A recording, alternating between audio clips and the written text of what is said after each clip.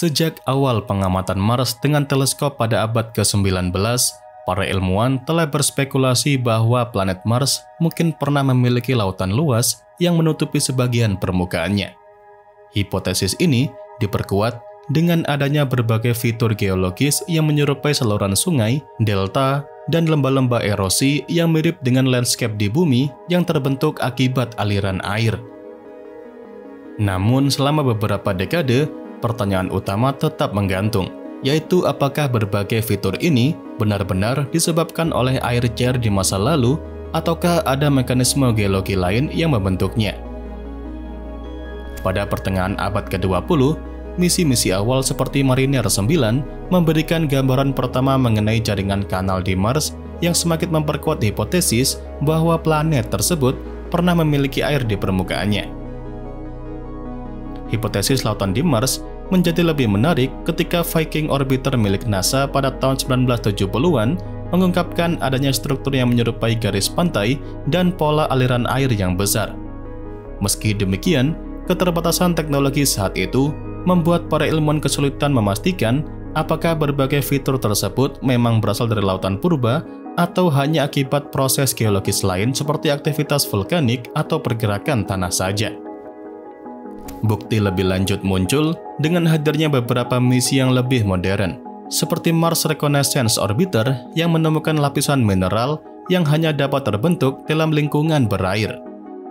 Kemudian, rover Curiosity milik NASA yang mendarat di Kawah Gale pada tahun 2012 juga memberikan bukti konkret bahwa air pernah mengalir di Mars dalam jangka waktu yang lama.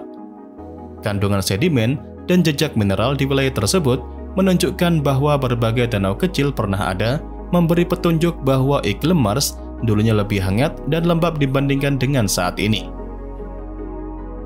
Namun, meskipun temuan ini mengindikasikan adanya air di masa lalu, masih ada pertanyaan besar yang belum terjawab hingga saat ini. Apakah Mars hanya memiliki danau dan sungai kecil, ataukah benar-benar memiliki lautan yang luas seperti di bumi? Nah, penemuan terbaru dari rover Zhurong milik China kini mungkin telah membawa jawabannya lebih pasti terhadap pertanyaan ini. Penemuan terbaru dari rover Zhurong milik China telah memberikan bukti paling langsung mengenai keberadaan lautan purba di sana. Data radar bawah tanah yang dikumpulkan oleh rover ini menunjukkan adanya struktur sedimen berlapis yang merupai garis pantai di bumi, memperkuat hipotesis bahwa Mars pernah memiliki lautan luas di masa lalu. Hasil ini tidak hanya menjadi tonggak penting dalam eksplorasi luar angkasa, tetapi juga membuka kemungkinan bahwa Mars pernah memiliki lingkungan yang mendukung kehidupan. Selain itu, penemuan ini berimplikasi besar bagi misi manusia ke Mars di masa depan, terutama dalam hal sumber daya air yang dapat dimanfaatkan untuk keberlangsungan koloni manusia di masa mendatang.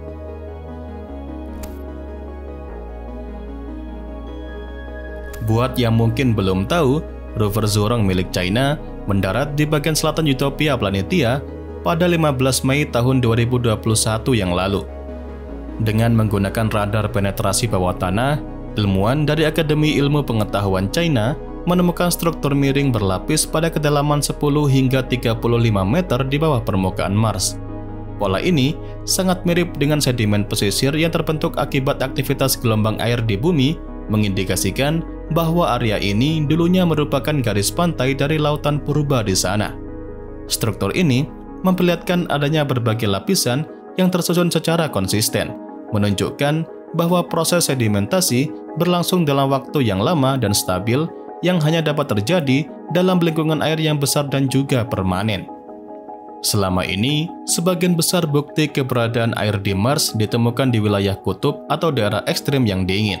Namun, dengan temuan baru ini, bukti air kini meluas hingga ke wilayah lintang menengah dan rendah yang lebih cocok untuk eksplorasi manusia. Hal ini membuktikan bahwa Mars pernah memiliki iklim hangat dan basah dalam periode yang panjang yang memungkinkan keberadaan air dalam jumlah besar di permukaannya. Selain itu, analisis radar menunjukkan bahwa karakteristik sedimen ini tidak dapat dijelaskan oleh aktivitas geologi lain seperti aliran lava atau badai debu, dan tentu semakin menguatkan bukti bahwa lautan benar-benar pernah ada di sana.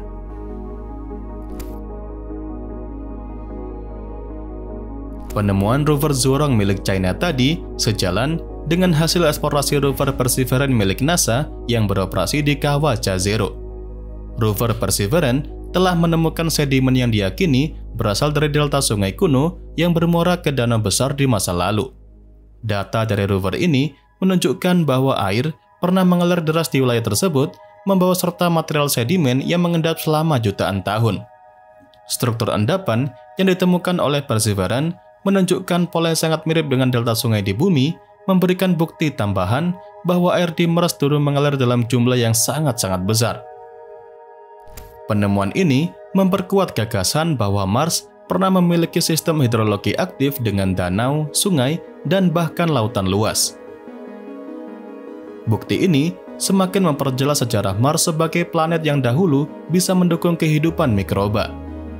Dengan semakin banyaknya bukti, hipotesis bahwa Mars dulunya layak huni menjadi semakin kuat, mendorong lebih banyak penelitian mengenai kemungkinan keberadaan kehidupan purba di planet ini. Jika saja ditemukan jejak kimiawi yang menunjukkan adanya organisme mikroba pada masa lalu, itu akan menjadi penemuan terbesar dalam sejarah eksplorasi luar angkasa oleh manusia. Nah, dengan keberadaan lautan purba di Mars, tidak hanya memberi wawasan baru tentang sejarah planet ini, tetapi juga memiliki dampak besar terhadap eksplorasi manusia di masa depan. Jika air pernah melimpah di sana, maka kemungkinan besar masih ada cadangan es air yang tersimpan di bawah permukaannya. Hal itu bisa menjadi sumber daya berharga bagi koloni manusia di masa depan, mengurangi ketergantungan pada suplai air dari bumi.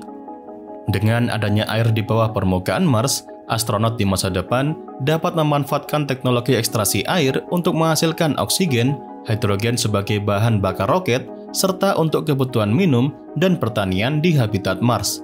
Selain itu, memahami bagaimana Mars mengalami perubahan iklim dari basah dan hangat menjadi kering dan dingin dapat membantu para ilmuwan memahami perubahan iklim di bumi.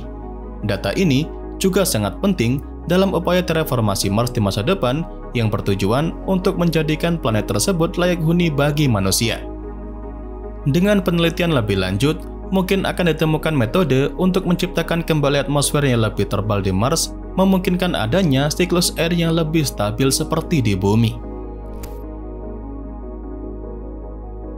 Dengan semakin banyaknya bukti mengenai lautan purba di Mars, pertanyaan besar berikutnya adalah apakah kehidupan mikroba pernah ada di sana?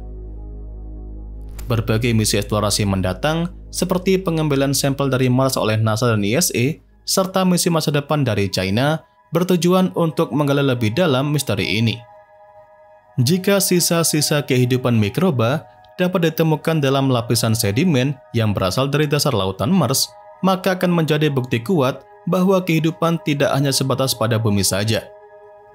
Penemuan rover Zhurong dan juga Perseverance membuktikan bahwa eksplorasi Mars telah mencapai tahap di mana kerjasama global dapat mempercepat pemahaman kita tentang planet Mars. Dengan semua data yang terus bertambah, impian manusia untuk menginjakkan kaki di Mars semakin nyata. Misi manusia ke Mars yang direncanakan oleh NASA dan SpaceX kini memiliki landasan yang lebih kuat karena keberadaan air akan sangat mendukung keberlangsungan eksplorasi jangka panjang di planet tersebut. Penemuan itu adalah bukti bahwa Mars bukan hanya dunia mati yang kering dan tandus, tetapi planet yang memiliki sejarah geologis kaya dan mungkin pernah memiliki kehidupan. Masa depan eksplorasi Mars kini semakin menjanjikan dengan berbagai penemuan yang terus memperjelas gambaran planet tersebut. Dengan semakin banyaknya bukti dan teknologi yang terus berkembang, mungkin tidak lama lagi kita akan melihat manusia pertama yang benar-benar menginjakkan kaki di permukaan Mars, membawa eksplorasi luar angkasa ke era yang benar-benar baru. Dan ya, itu saja yang bisa saya sampaikan pada kesempatan kali ini. Seperti biasa, semoga dapat memberikan pengetahuan baru seputar dunia astronomi sekaligus hiburan untuk kalian semua. Jangan lupa, kedepannya masih akan ada banyak lagi pengetahuan menarik seputar dunia astronomi yang akan saya sampaikan. Dan tentunya bakal sayang banget untuk kalian lewatkan. So, tetap stay tune terus ya bersama kami Nasi Angkasa, Media Astronomi Indonesia.